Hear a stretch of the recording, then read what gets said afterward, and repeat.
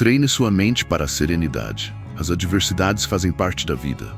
Enfrentá-las com calma é sinal de força interior. Cultive a aceitação sem resignação. Durante muito tempo, acreditei que ser forte significava resistir. Lutar até a última gota. Não ceder, não chorar, não fraquejar. Mas com o tempo, e com muitas dores no caminho, aprendi que a verdadeira força interior nas adversidades não se manifesta na rigidez, mas na flexibilidade. E que aceitar não é o mesmo que desistir. A aceitação cristã não é passividade, é discernimento. É reconhecer o que está fora do nosso controle e ainda assim manter o coração aberto para agir com sabedoria naquilo que nos cabe. É dizer como Jesus no Getsemane: se possível, afasta de mim este cálice, contudo não seja como eu quero, mas como tu queres.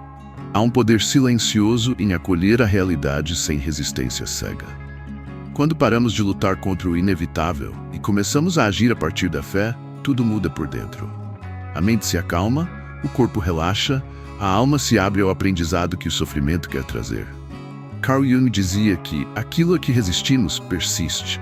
Quando nos opomos com raiva ao que a vida nos apresenta, criamos dentro de nós uma tensão constante que nos adoece e nos afasta de Deus. Mas quando acolhemos com humildade aquilo que não podemos mudar, liberamos energia para transformar o que ainda pode ser tocado, começando por nós mesmos. Aceitar sem se resignar é também um gesto de fé profunda. Significa confiar que mesmo o que parece caótico tem um lugar no plano divino. Que a dor não é o fim da história. Que o deserto pode ser o caminho para a terra prometida. E que, mesmo diante das tempestades, podemos cultivar serenidade. Não porque tudo está bem, mas porque sabemos em quem temos crido. Existe uma ideia equivocada de que força significa endurecer. Que ser forte é criar uma couraça emocional, reprimir sentimentos e aguentar firme, sem demonstrar fraqueza. Mas essa visão distorcida nos afasta da verdadeira força interior nas adversidades, que não tem nada a ver com insensibilidade e tudo a ver com sabedoria. Ser forte não é se tornar impenetrável, mas manter-se inteiro mesmo quando tudo parece desmoronar. É responder com serenidade quando o impulso seria explodir. É conter a língua quando a vontade é ferir. É escolher a paz quando o orgulho exige revanche. Isso não é fraqueza, é autocontrole. E o autocontrole é fruto do Espírito. Gálatas 5, 20 e 23. Jesus é o maior exemplo disso. Ele enfrentou traições, zombarias, açoites e a cruz sem se endurecer. Chorou por Jerusalém, suou sangue e angústia, perdoou enquanto ainda sangrava. Sua força não estava no grito, mas no silêncio. Não na vingança, mas no amor. Ele foi manso e ao mesmo tempo inabalável. Na psicologia analítica, Jung falava da integração dos opostos, a capacidade de sustentar tensões internas sem se desintegrar. Uma pessoa verdadeiramente forte é aquela que integrou dentro de si a dor e a ternura, a firmeza e a compaixão, que sabe chorar sem se perder na dor e agir sem se tornar cruel. A serenidade, portanto, não é apatia. É uma postura consciente diante da vida. É saber que o desespero não nos torna mais humanos, apenas mais vulneráveis ao erro. É reconhecer que podemos enfrentar as tempestades sem nos tornar tempestade para os outros. Quando a alma está ancorada em Deus, não precisa reagir por impulso. Pode pausar, respirar, escolher. E essa liberdade interior é talvez o maior sinal de força que alguém pode alcançar. Porque resistir ao caos com dureza é fácil. Difícil e divino é atravessá-lo em paz. A serenidade não é algo que simplesmente acontece, ela é cultivada. Assim como os músculos precisam de exercícios constantes para se fortalecerem, a mente também precisa ser treinada para sustentar a calma em meio ao caos. Ter força interior nas adversidades é fruto de prática, disciplina e, acima de tudo, uma entrega contínua a Deus. O apóstolo Paulo nos exorta: transformai-vos pela renovação da vossa mente. Essa renovação é diária. Ela acontece quando escolhemos o que alimentar internamente, quando filtramos nossos pensamentos à luz da verdade e quando disciplinamos a mente a permanecer no que edifica e não no que nos afunda. Uma das práticas mais eficazes é a oração contemplativa, aquela que vai além dos pedidos e se torna escuta. Sentar-se em silêncio diante de Deus, sem máscaras, permitindo que o Espírito acalme os pensamentos como se acalma um mar agitado. Nessas pausas, a alma encontra repouso. É nesse espaço interior que a serenidade começa a brotar. Carl Jung reconhecia a importância do silêncio e da interiorização como meios de acessar o self, o centro espiritual do ser humano. Segundo ele, é nesse núcleo profundo que habita a verdadeira paz. Quando nos afastamos do ruído externo e mergulhamos nesse ponto interno de encontro, tornamos-nos mais conscientes e menos reativos. Práticas como respiração consciente, meditação cristã, leitura orante da palavra e até simples momentos de gratidão ao longo do dia atuam como âncoras. Elas nos treinam para retornar ao centro sempre que o mundo tenta nos puxar para a ansiedade, o medo ou a raiva. Mas é importante lembrar, o treinamento da mente para a paz não é um processo de autossuficiência. É dependência. É reconhecer que sozinhos não conseguimos, que a força vem dele e que a paz que excede todo entendimento é dom. Mas também resposta a uma vida que se coloca à disposição de ser moldada. Treinar a mente é, no fundo, abrir espaço para que Deus habite os pensamentos. E onde ele habita, reina a paz. Na psicologia analítica, Carl Jung falava de um processo essencial para o amadurecimento humano: a individuação. Trata-se de tornar-se quem se é de fato, integrando sombras, reconhecendo vulnerabilidades, aceitando os paradoxos da alma. E esse caminho, embora profundo, não é fácil. Exige coragem, paciência e fé. Mas o resultado é poderoso. Desenvolvemos um ego forte, capaz de sustentar equilíbrio mesmo diante da dor. Ter um ego forte no pensamento junguiano não significa ter um ego inflado. Ao contrário, é ter consciência clara de quem se é, sem se deixar dominar pelas forças inconscientes que nos puxam para reações automáticas. É poder enfrentar o sofrimento com lucidez em vez de fugir dele. É sustentar o olhar firme diante da realidade, sem se entregar ao desespero. É possuir força interior nas adversidades, e não apenas quando tudo está em paz. Curiosamente, essa ideia conversa diretamente com o chamado bíblico à maturidade espiritual. O autor de Hebreus fala de adultos espirituais, aqueles que, com o tempo, aprenderam a discernir o bem e o mal. O apóstolo Paulo também dizia: quando eu era menino, pensava como menino, mas agora, há um convite constante nas Escrituras para crescermos por dentro. E esse crescimento envolve dor.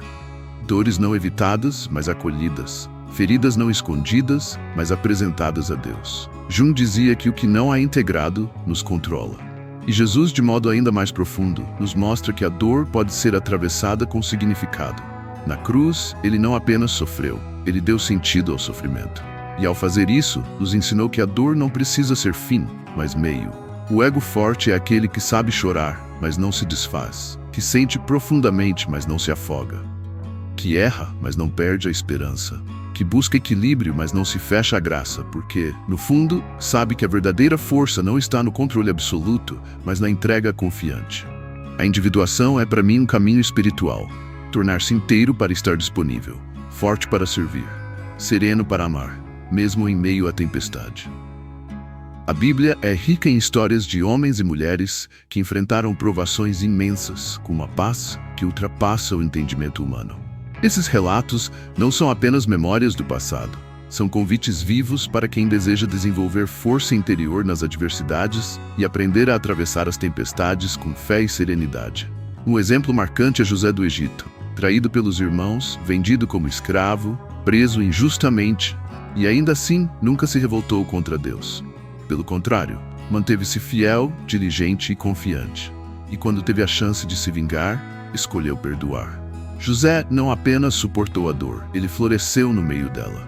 Sua serenidade não vinha de circunstâncias favoráveis, mas de uma certeza profunda: Deus tornou em bem o mal que intentaram contra mim. Outro grande exemplo é Jó. Ele perdeu tudo: filhos, bens, saúde, e ainda assim declarou: o Senhor o deu, o Senhor o tomou. Bendito seja o nome do Senhor. Essa não é uma frase de resignação amarga, mas de confiança radical. Jó sofreu, sim, chorou, questionou, lamentou, mas nunca abandonou sua fé. E foi justamente por isso que sua alma foi restaurada. E como não lembrar do próprio Jesus, dormindo no barco durante a tempestade, enquanto os discípulos, apavorados, achavam que iriam morrer. Sua calma desconcertava. E quando acordado, não apenas acalmou o mar, acalmou também o coração dos homens ao seu redor. Sua paz interior era tão profunda que contagiava o ambiente. Esses exemplos nos mostram que a serenidade não é ausência de dor, mas presença de fé. Não é anestesia, mas lucidez. Não é passividade, mas confiança ativa. Quando olhamos para esses personagens, percebemos que não foram poupados das adversidades, mas foram sustentados em meio a elas. E essa sustentação continua disponível para nós. A mesma mão que guiou José, levantou Jó e sustentou Jesus na cruz está estendida hoje, pronta para nos dar firmeza. Porque a paz de Deus não depende do que acontece ao redor, mas do que Ele constrói por dentro. Todos enfrentamos momentos difíceis e todos em algum grau carregamos feridas. Mas o que fazemos com essa dor determina quem nos tornamos. Há quem se feche, se endureça e viva à sombra da amargura. E há quem transforme a dor em sabedoria, profundidade e compaixão. A diferença não está no que acontece, mas em como escolhemos reagir. Ter força interior nas adversidades é, acima de tudo, uma decisão de crescimento. A dor pode nos tornar mais humildes. Pode nos ensinar sobre limites, sobre empatia, sobre o valor das pequenas coisas. Pode nos reconectar com Deus de maneira mais sincera. Pode nos libertar da ilusão de controle.